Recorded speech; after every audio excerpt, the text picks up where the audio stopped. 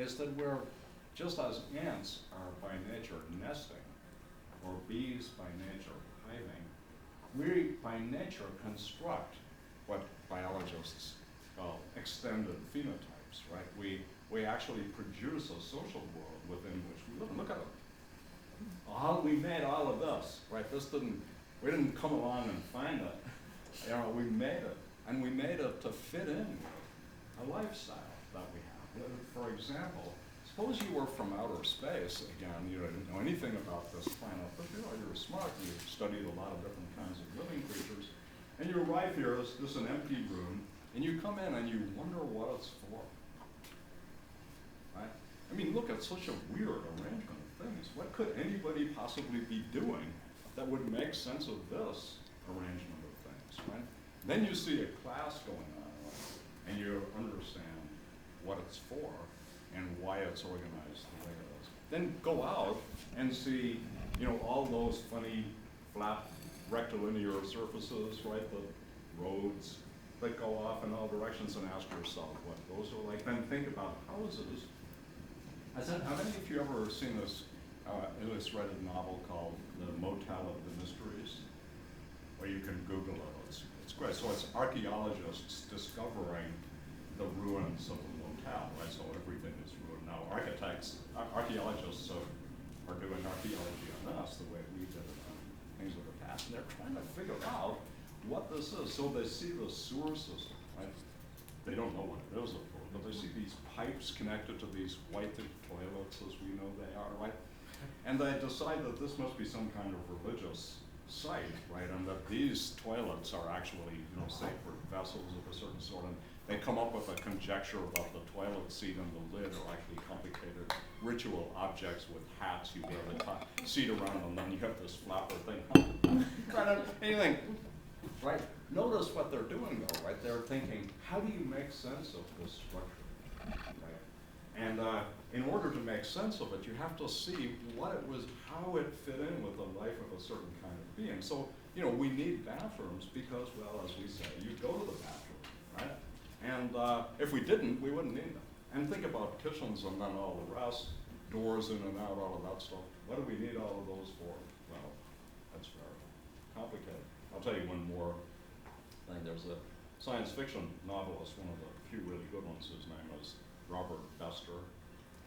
And Bester has written a novel in which people can teletransport, right? So of course, locks on doors are pointless because people can teletransport right into your house, right? So, you know, doors and windows and bars, that's not going to work. How would you protect yourself in the world in which people can teletransport? Well, how would you? Oh, Bester's solution was, well, you would put internal mazes in your place, so that, you know, they teletransport into things. Great idea. You know, just think about what that would be like, right? It would be the way to protect yourself would be to arrange it so that people who teletransport in would instantly be lost. Great idea. Mind reader, here's another one where people can read your mind. So how would you protect your secret thoughts from mind readers? You know, Semi says, well, you have to have these mantras that protect you. So as one, he says, tension, apprehension, and ascension. Tension. Just keep saying that, and when people try to get into your mind, they run into a kind of white noise machine. Of course, you run into it too, which is a downside. Okay, so that's the point, right? I want to get across those from these little examples, which maybe you'll remember as like Aristotle thinks we want to make sense of ourselves. We may need to look at the extended phenotype, right? The world we beings make in the way that ants make a nest, and bees make a hive. In fact, Aristotle says of them too that they're political animals in an extended sense. They're animals that live by living together with others in complex arrangements. That's very important because one of the ways you can be socialized, right, is to deny a fact about yourself that is important. So for example, suppose you imagine, and you don't have to imagine it, experience it, that we're taught to think that it's only reasonable to be self-interested in a narrow sense, and that really what we are by nature narrowly self-interested. Yeah. Then everything else has to be justified on the basis of narrow self-interest.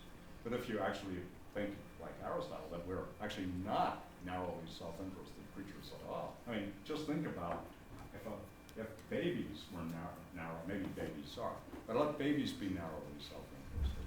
Think what it would be like if their parents were narrowly self-interested. We rely, as famously, on the kindness of strangers, right? And without it, we would be lost, right? We're not self-sufficient in that way at all. When we get older and we're sick, we need, right, we're old, we're frail, we need others. And both illness and infancy reveal a kind of dependence that we get hidden from. Okay, so now we get to the function argument. I want to just bring out two features of it. It says two things.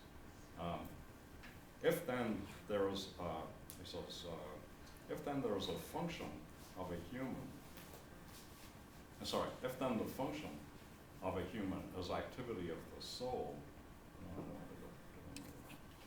yes, I did. Here, much better. Page 10, about the third full paragraph down,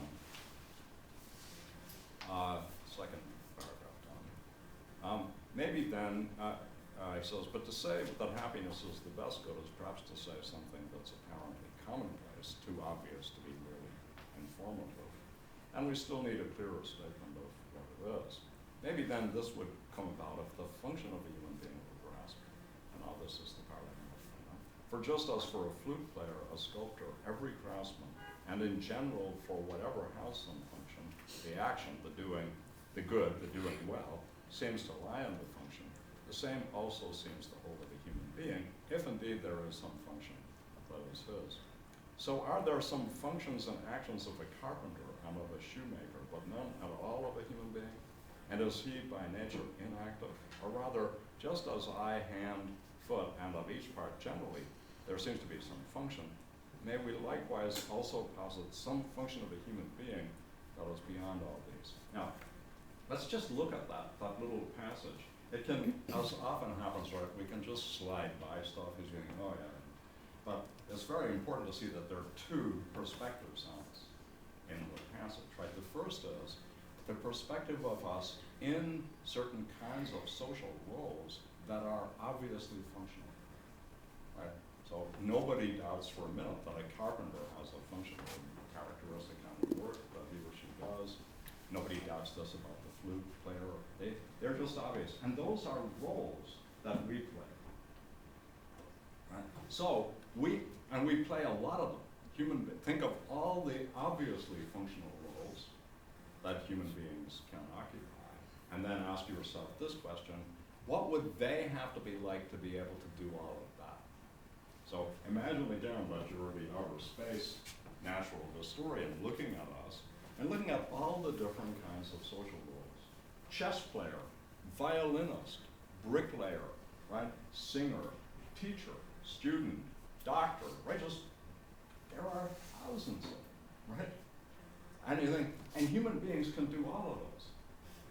So what would they have to be like generally for them to be able to do all of those? So what would characterize all of them in such a way that we could say, oh, beings like that can occupy those roles?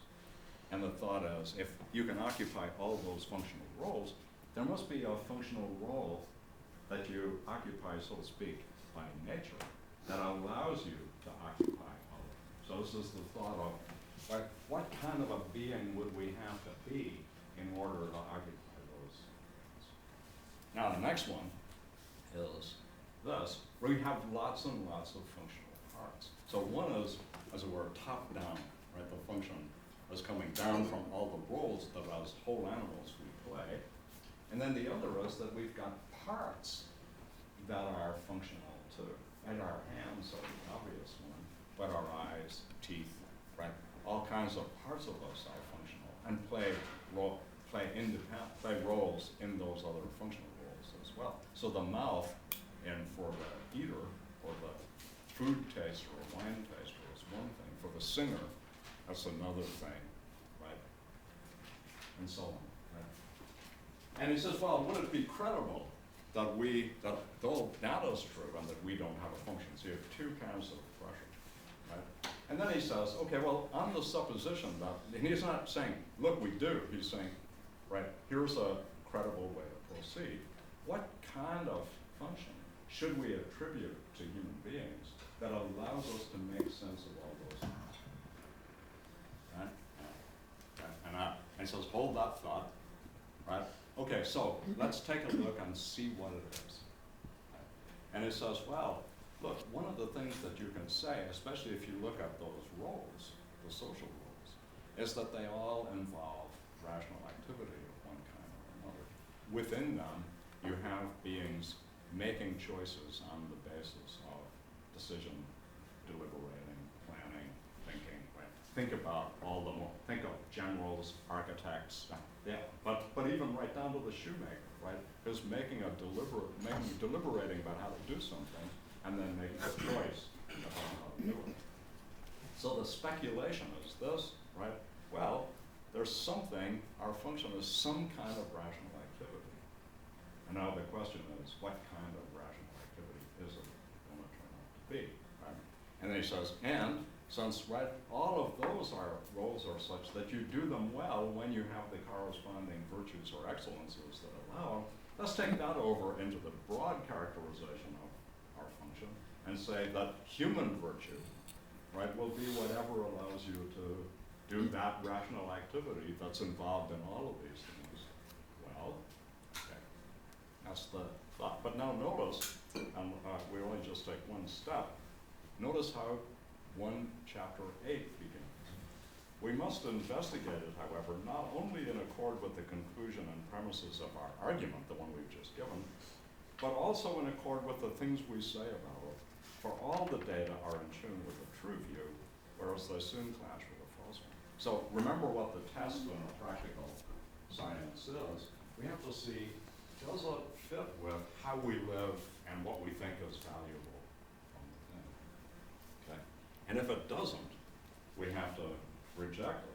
If it does, if it helps us to make sense of what we are already valuing and thinking in this backwards and forwards way, right? We think, oh, if that were our function, that would explain this, which we already independently have grounds for thinking. We go backwards and forwards like that. Good, but if it turns out that, no, it clashes with, then we have to reject it, right? So notice this is what I was pointing out last time, right? Two perspectives, and I think this is maybe one of the deepest things in ethics. So here we are, agents.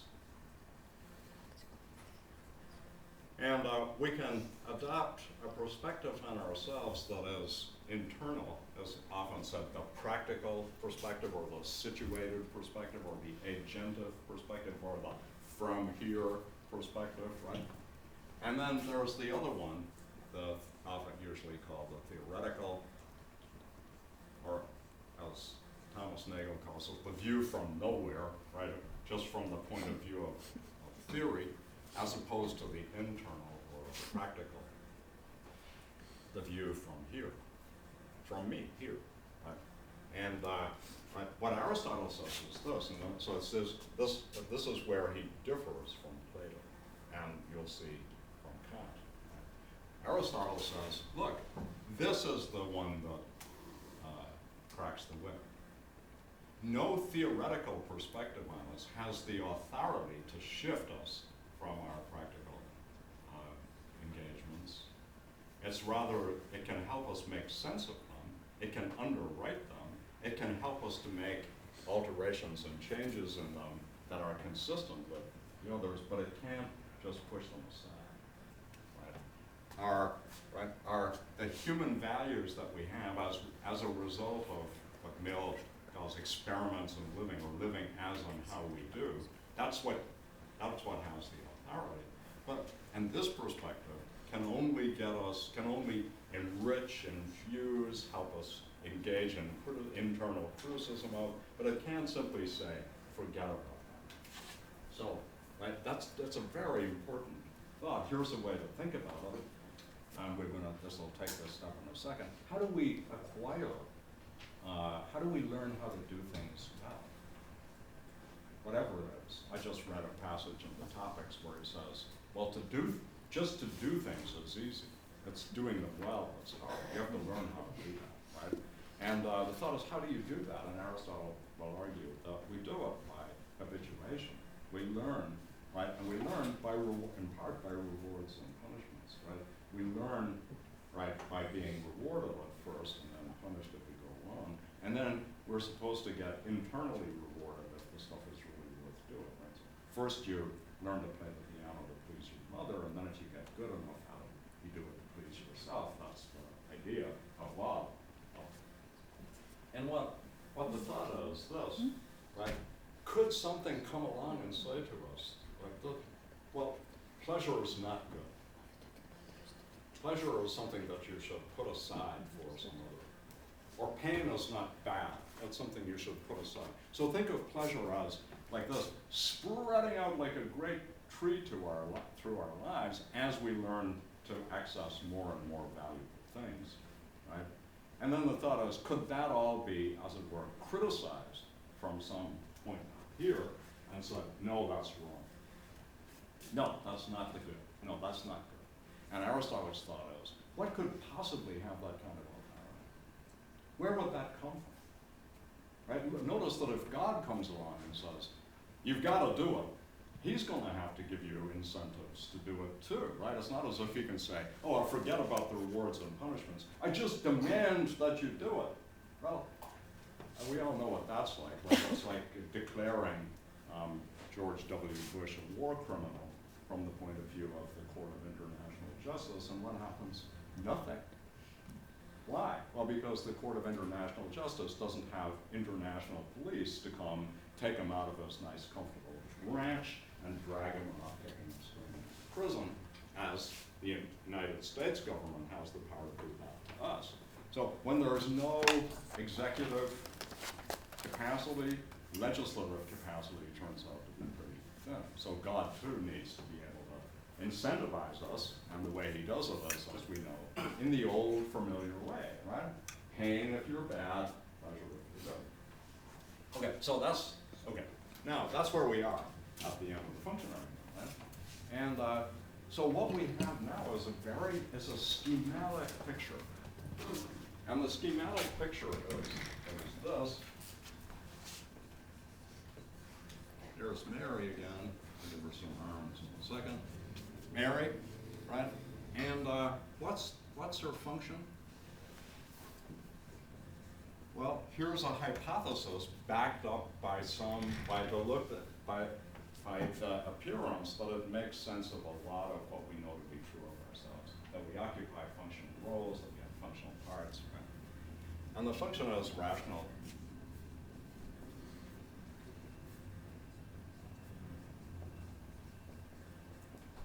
Timothy, and now that instantly function brings in with it virtue. Don't get excited by the word, it's just become the standard translation of, and so pointless, of arete, excellence. And that's what enables you to do this well.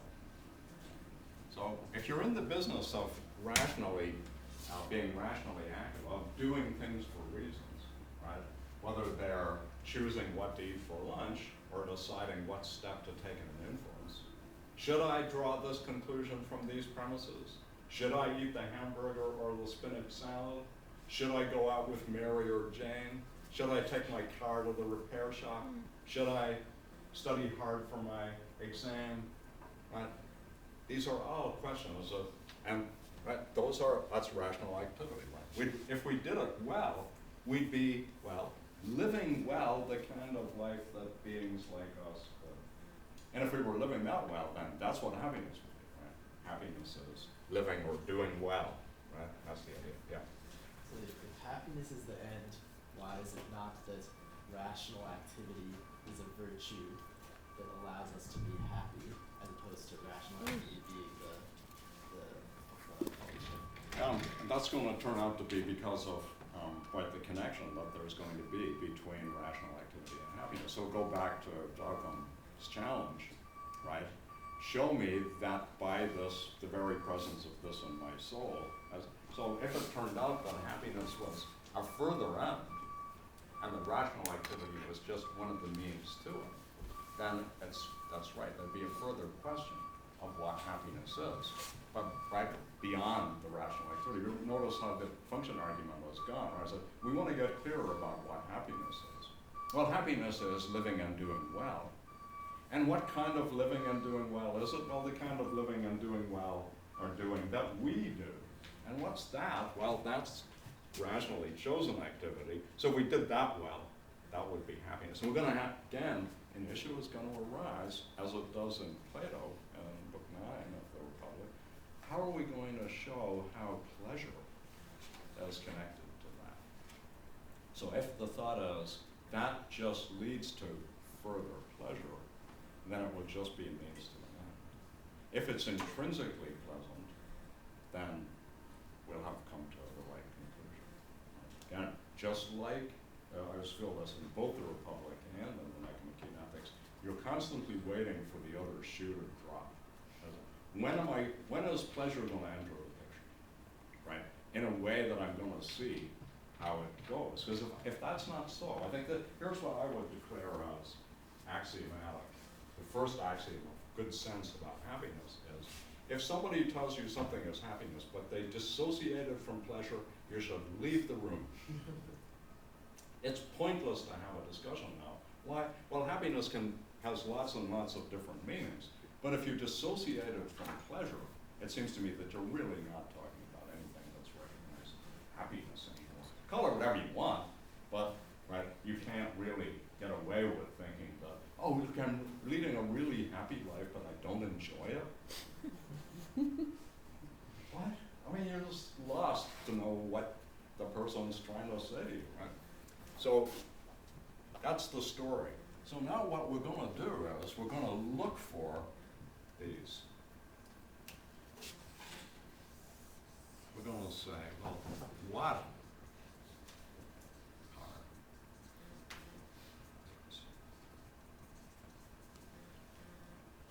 and we'll take a look at how Aristotle looks. So this was the question, I think, that you were asking a couple of classes ago, right? You were worried when you heard the word virtue that somehow or other moral stuff was going to get smuggled in under the guise. So we could go like this.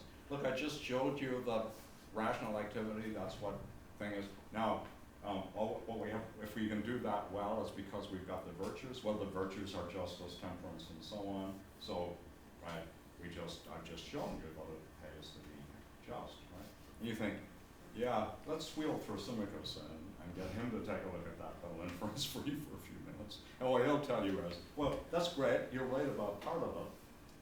Virtue is what makes you do these things well, but it's not justice that's the virtue, it's injustice. Right? So you're not going to be able to get anywhere if that's where you're going to stop. You'll just end up screaming at each other. So what we need is an independent root in the way that you do get in the Republic too, right? So justice is identified with psychic harmony, and then that's what does the work. And then you have to make sure that really that identification is plausible. And in the Nicomachean Ethics, you get a version of this. So let's take a look at start of book 2. This is all the stuff you've been reading for today and last week too. So book 2 starts. Virtue is twofold, of thought and character. That is, the virtues of character are the ones that you see. That of thought both comes about and grows mostly as a result of teaching. This is what enables you to think well, be good at science, that kind of stuff, which is why it requires experience and time as you're learning. That of character, on the other hand, results from habit. Indeed, this is the source of the name, ethike, which derives with a minor version from ethos, habit. So you might think that what ethics ethics is the study of good habits. Right? It's what, if you have them, will result in you having a good character. And if you have a good character, you'll have the virtues of character. Now, why are there two kinds of virtue? Right? Well, Aristotle has just explained why in the previous chapter in 113, which you were reading for today. Let's just take a look at it. It says, well, it is just like Plato. Remember how Plato proceeds. First thing he does, almost, right, is to say to Thrasymachus, look, you're not quite right about what kind of souls we have. You think that we're just a pile of appetites with a calculating device that figures out how to satisfy them. But actually, we're a bit more complicated than that. I mean, we also have spiritual desires, right? And those aren't just like appetites. They look at other people and they want to be approved of and so on by others. Moreover, we have rational desires, and those rational desires are for something too. They're for, well, for the good, overall good, or something like that. And in that sense, you might think we can recognize that we have something like this in us, because we do, but we don't just act straightforwardly out of the appetites and other things we have, but we think about how best to satisfy them in the long run. And so there's something in us that's kind of cued into that, right? And that's, Aristotle would call that thing choice, rational choice, or rational wish, rather. We'll see what that is in a minute. So Aristotle takes exactly the same line. Go back to 113, and you get a little story. He says, well, there are lots of different parts of the human soul. It seems, for example, this is Aristotle, Plato doesn't think this way. It says, look, everything that's alive has a soul. Is a soul is just a principle of life. And that's all it is. A soul is just what makes something alive. There's nothing Christian about it, right? So plants have souls. They have vegetative souls. They lead, they're able to grow and wither and so forth. Animals have souls too, but they're not just able to grow and so on like plants. They're also able to perceive, move around, do things like that. And it says, okay. So look, so I'm halfway down page 19. Of the non-rational part, so one of the parts of the soul is non-rational, right? It doesn't respond to reasons. This is very much like the appetite in Plato, right? It's not good sensitive. You can't be talked out of your hunger, right? The hunger won't be talked, you can't be talked out of it, you can only be fed out of it, right? You can be got distracted, as we do sometimes with angry babies, right? We try to distract them. Oh, look over here. And to some degree, we're all subject to that. Hey, look at this great TV show. Maybe that will stop you. But your stomach will keep rumbling, and eventually it's going to come back at you. Right? Of the non-rational part, one part seems to be shared and vegetative. I mean the cause of nutrition and growth. For this sort of capacity of soul is one that we suppose is present in all things that can take in nourishment, even embryos. And that this same one is also present in completely grown animals, since that's more reasonable than to suppose a different one to be present. We keep eating and growing. Even when we've fully grown, right, we still need to maintain ourselves. Hence, the virtue of this capacity is apparently something shared and not distinctively human, right, or other things taken too. For this part and this capacity seem to be most active in sleep, and a good person and a bad one are least clearly distinguished during sleep, leading people to say that the happy are no different from the wretched for half their lives, which makes perfect sense, since sleep is idleness of the soul in that respect, with reference to which it's said to be excellent for base. Unless to some style extent, I like this, it's like at the beginning of book 9 of the Republic, some movements do get through to us. And in this way, the things that appear in the dreams of decent people are better than those of any random person. Remember the beginning of book 9 of the Republic, Plato says, well, when we fall asleep, the rational part is disabled, and then the bestial part comes out. There's nothing that it won't do in dreams. Freud loved this part. Right, eat any food, cannibalism was not ruled out, incest, whatever, it'll do anything in dreams. And he says, well, maybe some of us managed to escape that, but most of us continue to seek at least a fantasy satisfaction for those desires. Okay. Another natural component of the soul, however, also seems to be non-rational, although it shares in reason in a way. This is like the spirited part, which Plato says is, right, is the friend of reason if it hasn't been corrupted by a bad upbringing. So remember the way the spirited part works in a good person, right? It seeks the kind of approval that reason would approve of, and it listens in that way to reason. For we praise the reason, that is the part of the soul that has reason, of a person with self-control, someone who doesn't give in to their spirited or appetitive desires, since it exhorts them correctly towards what is best. But they also have by nature something else within them besides reason, apparently, which fights against reason and resists it.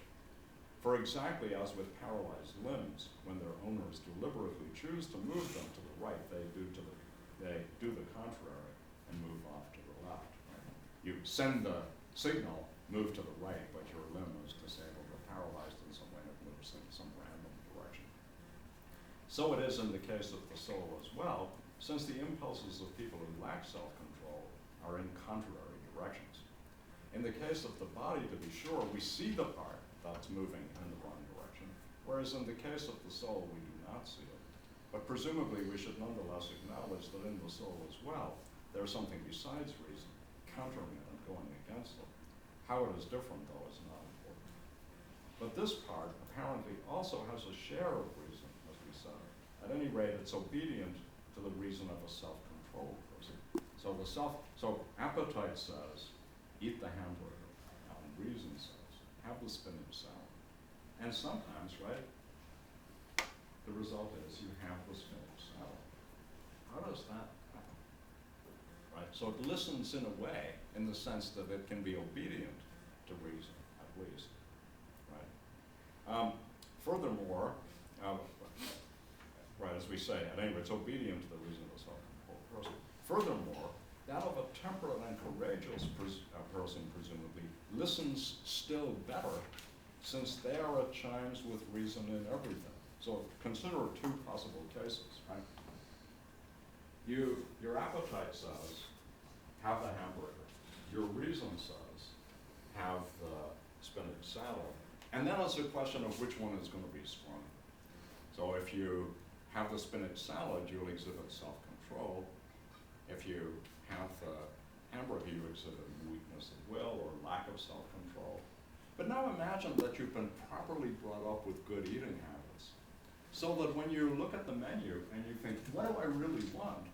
What you really want is the spinach salad.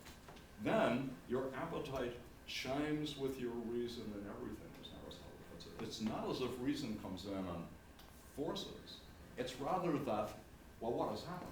Reason has entered into the formation of your appetite at the beginning, so that it's already infused with reason. That's how you get it, by being well brought up with good eating habits, right? Your appetites are shaped by reason from the get-go. So it's not as if reason comes in from the outside to an already formed appetite. It's that reason grows up with the appetite in the habituated person. So now notice we've got two different targets in Mary for virtue. We've got character,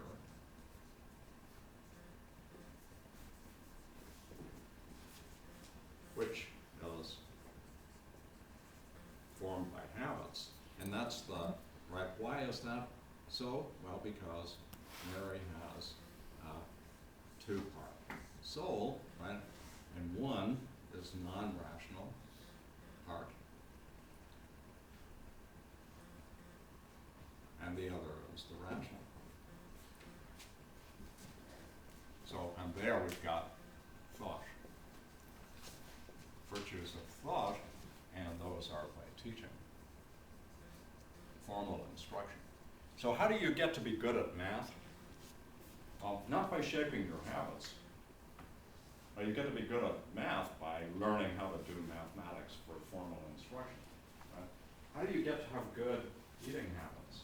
Those have to start early. Right? That's the thought. So our bifurcated nature exhibited in us and visible to us in the phenomena of self-control and weakness of wills. We all experienced.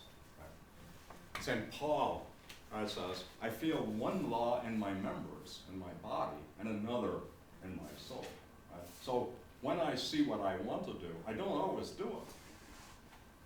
But sometimes I do. I manage to force myself. Sometimes I don't. That shows a division in our soul and two different loci for virtue. So, right, we've got two kinds of virtue, and this one, the virtues of character, and this one we don't learn about until Nicomachean Ethics 6, which we'll talk about on Wednesday. This one we get already starting into all the way into 5. Right? So that's where we get the discussion of the virtues of character. And these are formed by Hammond. Now, I just want to read you a little bit about what Aristotle says about the formation of Hammond.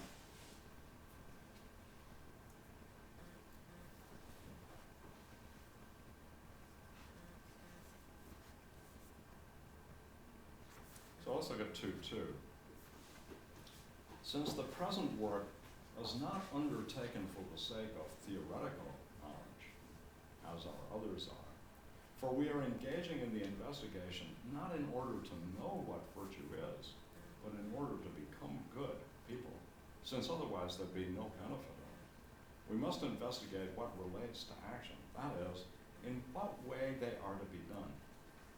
For actions also control what sorts of states will come about. So how are we going to acquire the ability to perform a certain kind of action in a good way? So take fencing, right? And you start, right? You've never fenced before. You show up, right?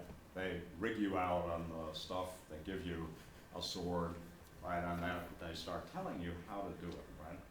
How to do it well. And how do you do that? Well, when you manage to do it well just by chance, you can't reliably do it well yet, but when you do it the right way, they say, yeah, okay, now that's the way to do it, like that. No, not that other way, right? Hold the sword this way, not like, no, up a bit, there. That's where you want to have it, right? Okay, now see what happens when I do this. No, you see, I can easily, no, you've got to, right? And it goes on like this, cluing in on the good one, the good on the right way, until that becomes habitual. So now you don't need to get up there and think, okay, so now I must remember to hold it this way. I shouldn't stand like that. No, all that's entered into you now in such a way that you just find it natural to stand this way, hold this way. Same with playing the piano, doing anything else, right? The teacher selects actions that you do randomly to reinforce so that you stop doing them randomly and you start doing them reliably. Same with learning how to dance, learning how to speak, all of those things, right, that work this way. And when you do the actions often enough in the right way, you now have the habit, or as Aristotle called it, the state of your character or being or soul that reliably results in you doing them that way. Okay, so we move from actions that are just done, but you can't reliably do them that way. You just happen to do them right. We pick that one and say, that's it, do it like that, until eventually you wouldn't dream of or couldn't even do it any other way. You can try this on yourself. Try uttering lots and lots of ungrammatical sentences. Right? It's very difficult. You have to really work on it. Whereas grammatical ones just come relatively easily. Why? Well, it's because you're set up now to do those. It's very hard to change them. Okay. So that's how we learn. We do it in this selected for and pushing and so on. And what I want to talk about is this. So let's take a look at page 24. The virtues, it says, or sort of the first full paragraph on page 24. Further, the virtues are concerned with actions and feelings, and every feeling entails pleasure and pain. This is also why virtue is concerned with pleasures and pains. Punishments also reveal this, since they take place by means of pleasure and pain. For punishments are medical treatments of a sort, and medical treatments are naturally effective by means of contrary pleasure. Doesn't matter. Aristotle has a view about balances and so forth, but the idea is pleasures and pains again. So how do we habituate? Well, let's see how it goes. Right? Now let's go back to the story about the fencer. So the teacher says, yes, do it like that. That's great, that's great. Now, why don't we think, oh, screw that, I'm not gonna do it like that. Right? Well, part of it is we want to please the teacher. Right? And part of it is we want to become a good fencer. But right now, one of the ways to do it is to be thought a good fencer, to be encouraged, to get approval, right? Rather than, oh, gee, you're such a loser. God damn it, we've been over this 100 times, right? You're off the team if you keep doing that crap, right? That's the different mode, right? And the same, right? That's how, because we're sensitive to how others see us, that can be used to help us to go in a certain direction rather than another one. We like to be approved of, we like to be thought good, and one of the ways we become good is by being thought good when we are good, so that we move in that positive direction. Now, see the role that pleasures and pains play. If we didn't already come sensitive to something, positively and negatively, we couldn't be socialized. Right? You can't learn if you are indifferent to everything. Right? Nothing constitutes a reward, an incentive, a disincentive. There's no learning. Right? Nothing motivates you to do anything at all. Okay, let's stop for a second. We're about to take another fateful step, but that's the picture, right? The picture is, that's how we actually do it. And since we're in this business of ethics, not in order to know stuff about what virtue is, but in order to become good people, right? We really need to see how we in fact do become good people. And how do we do it? Well, we might say this, we do it by following good models, right? All of us have, perforce, because we're not independent when we arrive on Earth, indeed it takes a long time for us to become able to take care of ourselves. We're perforce having to follow others, do what they want us to do what they reward us for doing, avoid what they punish us for doing, right? That's necessary. Okay, let me take a little step. So, the virtue has to do with two things. Now we look at the virtue of character, right? And it has to do with two things, feelings, actions.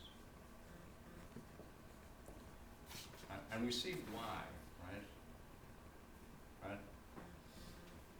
Go back, first there's the doing of the action, and here's one simple way, right?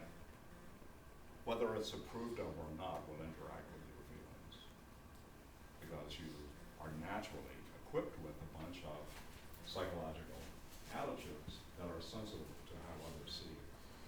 But a different one is, even from within the action itself, there will be intrinsic pleasures or pains, right?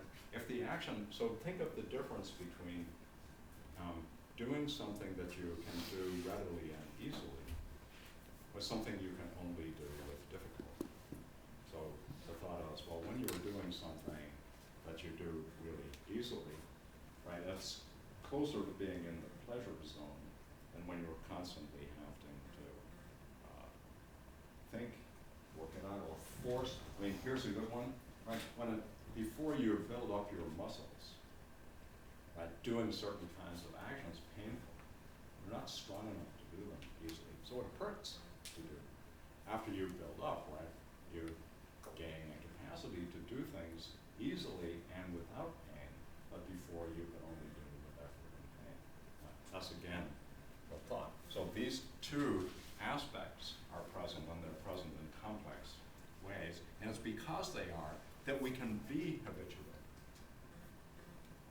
None of this, none of that. So here come the feelings, and they go this way to form our character, right? And that's one direction. Then when our character is formed, we now feel and act in a different way. So on the one hand, there's this direction. And then, on the other hand, there's this direction. Right? So think of it this way. Before you've learned how to sing in tune or on key, right, it's difficult for you to do it. And that means when you're doing it, you have to constantly self-correct and reflect. That takes effort and is stressful. When you learn how to do it, you do it easily and naturally. Right? You do it differently when the character is formed than you do it when you're forming it, right? Okay? Now, we're going to take a look at this. We're going to pull it out and ask this question. What would it be to be excellent in the feeling department relative to a bunch of things, right? So our feelings are engaged in by all sorts of different things. What would it be for our feelings to be properly engaged and then to spur us on to action correctly and properly? So if we had that, we have the excellences of feeling, whatever they were. So we're going to take one, and I'm going to look at the feelings that we have, and of course there are a whole set of them, but they're interestingly categorizable, and we're going to look at one. So we're going to look at danger and feelings related to danger.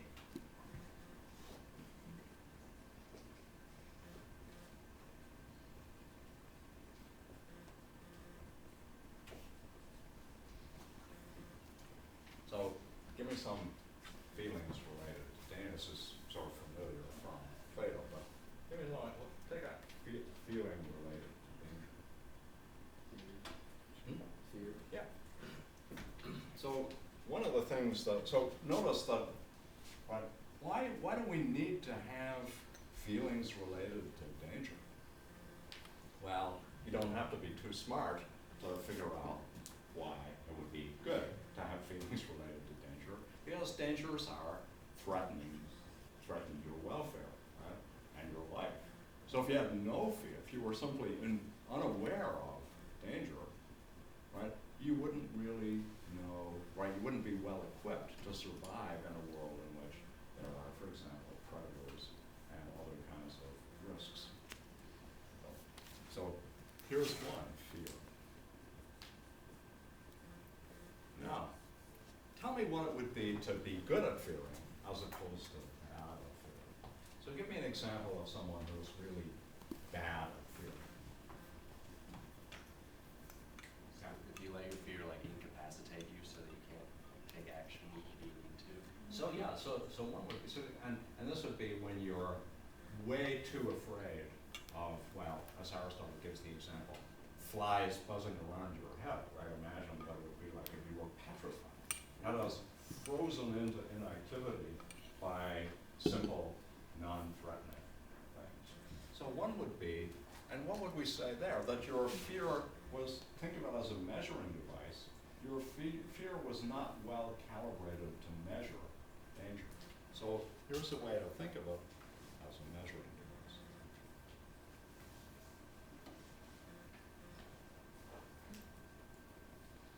And what does it measure? Well, no surprise, it measures danger. And so it could be like this, right? So imagine you were trying to produce a little machine that escaped from dangerous circumstances. So first it would, of course, need perceptual apparatus, etc.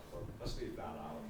We'll just look at the fact that what it does is, when it sees something dangerous, it registers how dangerous it is. So if it registers a danger level at over a certain amount, it goes into escape mode. If it registers at a certain place, it doesn't do anything, right? And if it measures it at another place, it moves into action against it, right? And so this measuring device would have to accurately determine how dangerous something was, and then galvanize or produce the relevant movement or action in the device. Yeah. It seems to me like fear is a too particular of a feeling though, because it's not tracking good, it's tracking survival, and are we allowing those to be? But our good, right, has a whole lot of dimensions. And so, for example, even if you're good with something completely other, and nothing to do with fear of danger, if you were insensitive to danger, you might not be able to reliably pursue the good, right? So there's the good over there, and you're targeted on it, and there's the hungry lion. Now, if you ignore the hungry lion and try to go for the good, you're not going to get there. Yeah. So I thought think of us this way.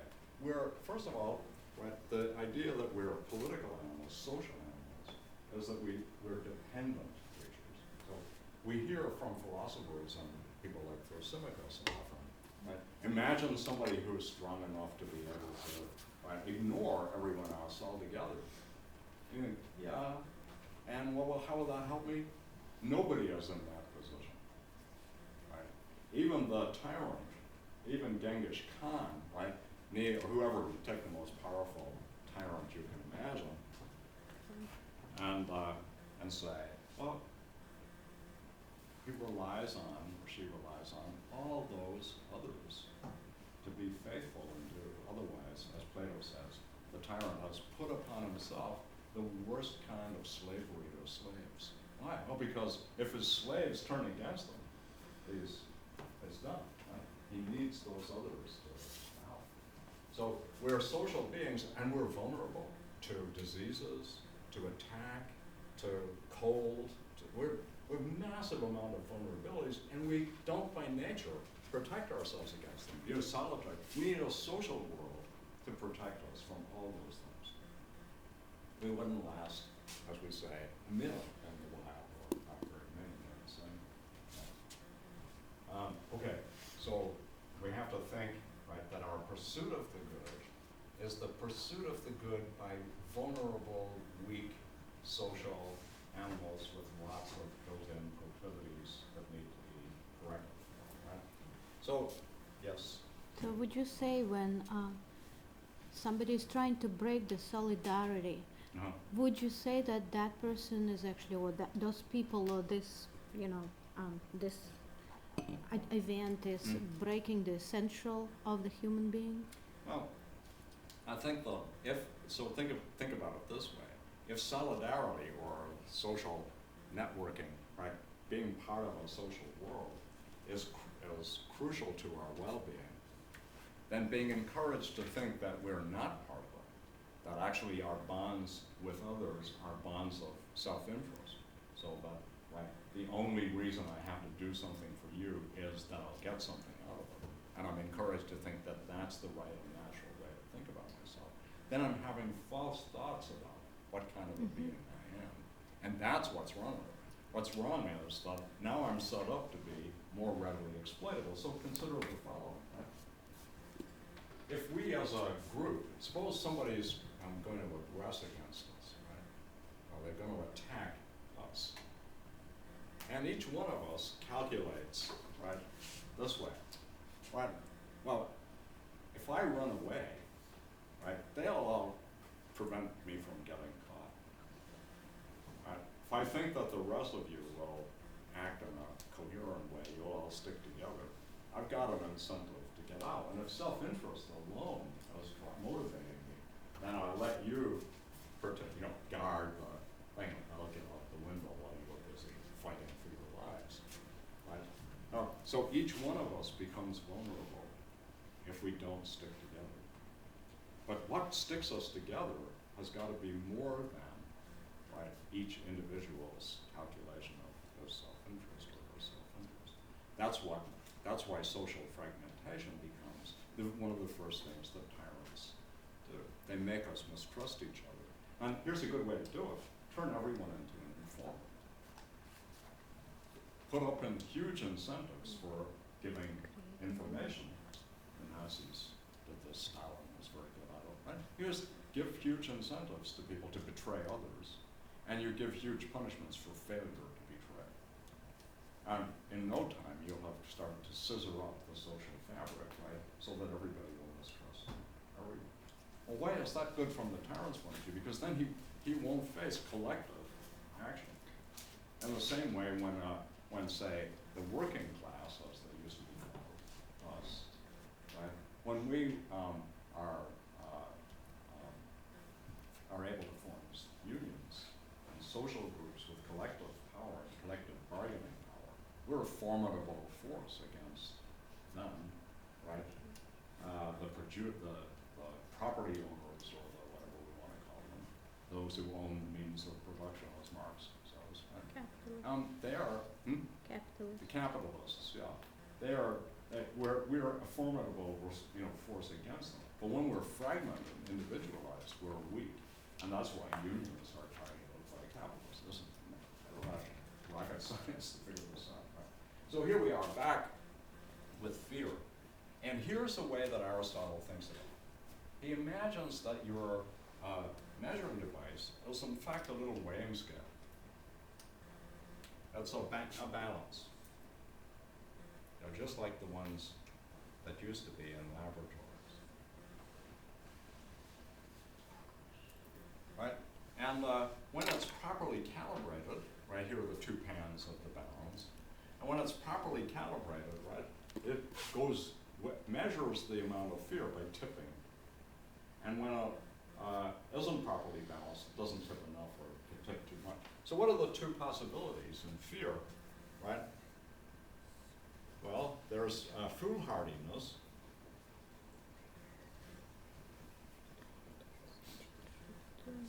That's where you measure all fears as too small, right? All dangers as too small. You just don't think anything is that dangerous, right? So you're foolhardy. The other one is you think they're all too big. You're a coward. And in between, what's in between? Well, Aristotle says that's courage. Courage is, call it, the state that correctly measures, right? And he says that one is in a mean between two extremes, right? This is one extreme. Between too much and too little is the mean. And so the doctrine of the mean, as it's often called, and you often hear this in connection with Aristotle, is this. It's having your feelings in such a condition that they accurately measure what it is their response is to. Right? So when, in the case of fear, courage is the good measuring device state. It's in a mean between these two, and so it measures dangers correctly. And so that's the way you want your fear to be. Fear is in a good condition when it is correctly responsive to danger. Notice that's quite different from you. Did you have a question? You were posing. Well, it's like moving a little on, I guess, but if the ultimate function is rational activity, are we supposed to judge the accuracy of these measuring devices by how well they permit or lead to rational? By how dangerous things actually are. So reason comes into, so it's like with the diet. Yeah, go ahead. Well, so are they supposed to, is reason supposed to like determine whether things are dangerous or not, or like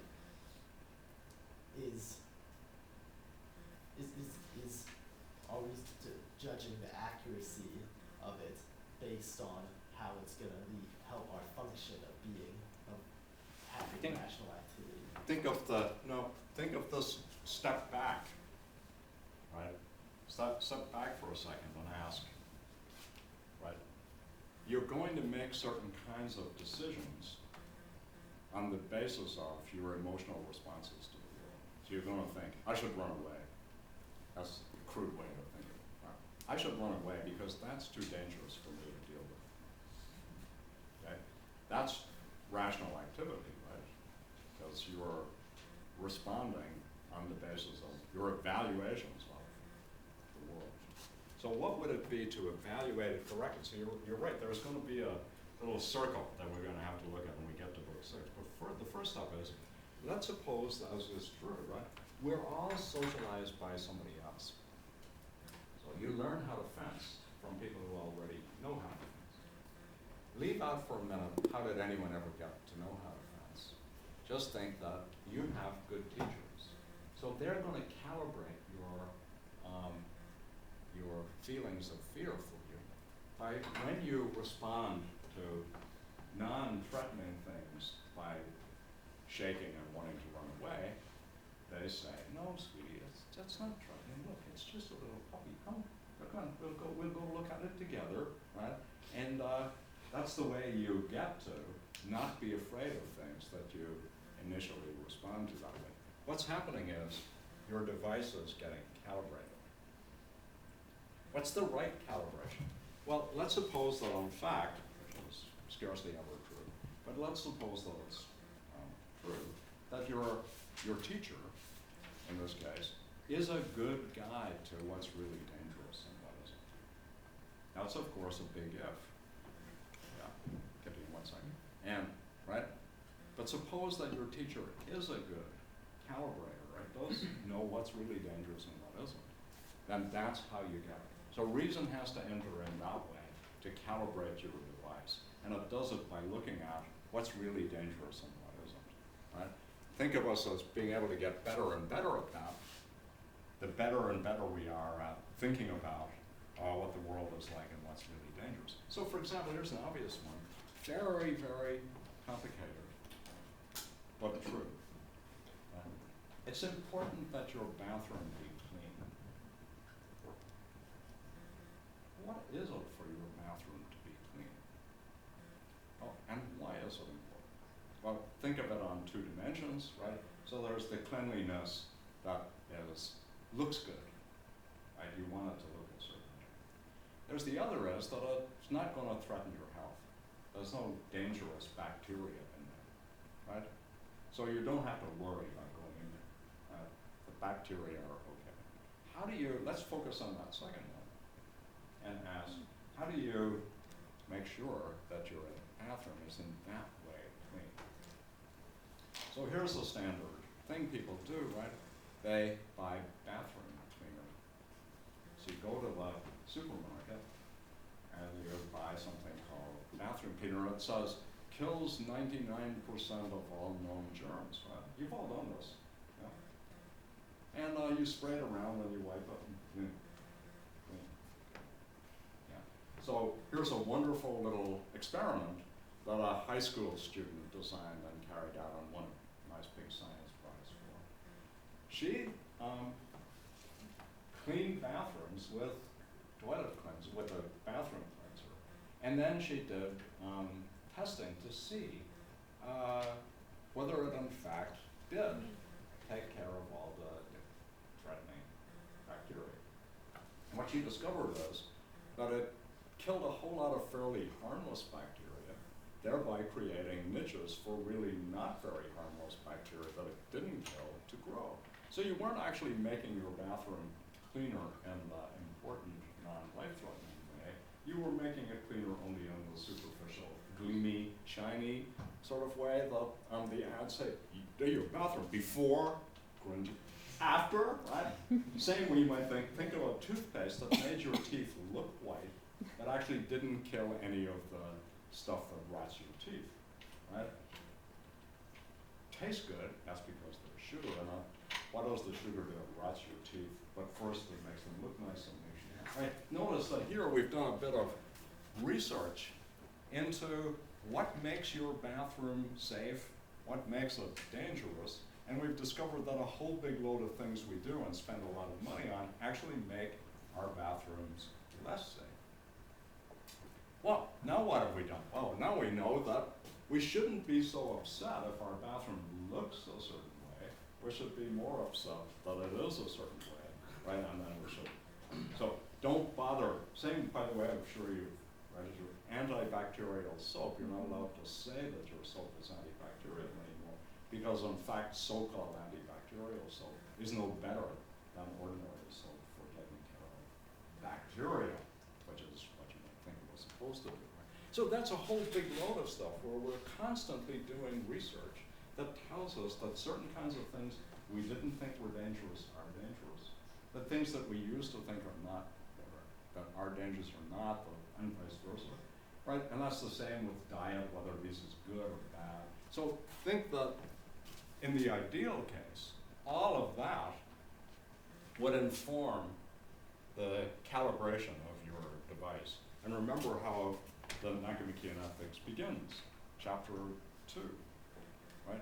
Politics is the most architectonic science because it sits on top of all the other sciences and it takes in what they tell you and it shapes a social world in the light of that kind of knowledge. Now, obviously, we're not as yet in that position. In fact, there are many forces that push us in different directions. But that's what a good social world would be like, right? It would be one where all of the best available knowledge operated to make our lives better. Yeah. You may have just answered this, Yeah. but I was gonna ask, like, we're talking about with character, the like habituation and calibration of the measuring device. Right. And what's different about that, I guess, like when compared to teaching? Oh, yeah. So in this case, I mean, think of the difference between getting into a certain kind of cognitive state as a result of which you're able to move propositions around in a certain sort of way. Like, you can be very good at that, and not very self-controlled, not very courageous. So just think that way. Over here, there's all the stuff we learn as you do, not by, here I'm not habituating you, right? Or if I were, I'd have to do it in a quite different way. So when you first learn in school, you're doing both, right? Because you have to learn, which is habituation, to focus your mind, to pay attention, to sit still, to not be distracted.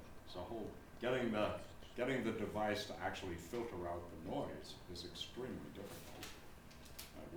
We're all better at it. So if you measure attention spans, at how good are people at paying attention and for how long, as you probably look at this, the average undergraduate attention span is now about 15 minutes. Right? So 15 minutes, that's roughly speaking, you can transmit effectively for 15 minutes, and then there's going to be click off, right? And people are going to start doing something else, daydreaming, thinking, is this ever going to be over? Whatever, right? And so, right, you can train yourself to have very long attention spans, but it does take training, right? That's the habituation. Okay, so right now, once you are so that you can pay attention, now you're getting, learning information, learning how to make moves. You have to be, this is a place where knowledge is passed on, right, over here. Over here, it's training your reactive attitudes, responses, and so forth. That's the thought. And notice that they're quite different in how long it takes to train them and how, so for example, you can have your beliefs changed like that, right? It's just not hard to change a belief. You thought there was a mouse, right? And it turns out to be an extremely large cockroach. It's not hard to change your belief, right? You don't think, no, it's a mouse, right, in the face of this red thing with feelers, right? Don't think, it's a strange looking mouse. No, you don't do it. You don't do that. But our habits are extremely difficult to change. Right? Extremely difficult to change, yeah. I have Yeah. like 2 questions. Yeah. So is how the feelings and actions Yeah. form the character, and then the character changes the feelings and actions? Is that That- a and- continuous? Yeah, so the thought is when you, at first, right, you can't reliably play this sequence of notes. Right? You can play it sometimes, just by you manage to hit it, but you can't just sit down and play it. Right? And now when you develop the right habits, you are able to just sit down and play. So the first action is forming your character. Then the quite different way you do it when your character is formed is the second. So is that like a continuous cycle? Like as your feelings and actions are changed by your character, then it forms a new character? No, I think there's the point at which, so it would be, so once you've learned the skill, right, you can maybe fine tune it a little bit, but you're not trying to change it. You want to hold on to it, right? So that's the point at which, you know, something like this happens, but you get older. And so the way that you used to play tennis, or the way you used to fence, or the way you used to do anything, you can't do it like that anymore, because you don't have the speed and agility. You've got to learn new ways to accomplish what you used to accomplish in another way. So that happens, yes. But the ideal, of course, would be that you get into the good state and you keep in it. But the way to do that is constant practice, right? So Vladimir Horowitz, not my favorite, but Vladimir Horowitz said, if I don't practice for 3 days, the audience can hear the difference. If I don't practice for 2 days, my wife can hear the difference. If I don't practice for 1 day, I can hear the difference. Now that's the thought is, and that's very close to Aristotle's thought is, you don't just become courageous and stay there. That's done. You need to live in a society with other courageous people who constantly keep your courage up to the mark. Notice how easy it is to start falling away on any one of these dimensions if there isn't social support. Okay, so reflect on that, so to speak. There's a lot to reflect on, but the moves within it are all fairly straightforward, right? What we'll do next time is we'll integrate this bit into the picture. And by then we'll sort of think is, what is it to be good at feeling, acting, and thinking, right, in such a way that when you do feel, act, and think that way, you're acting well, doing well, living well,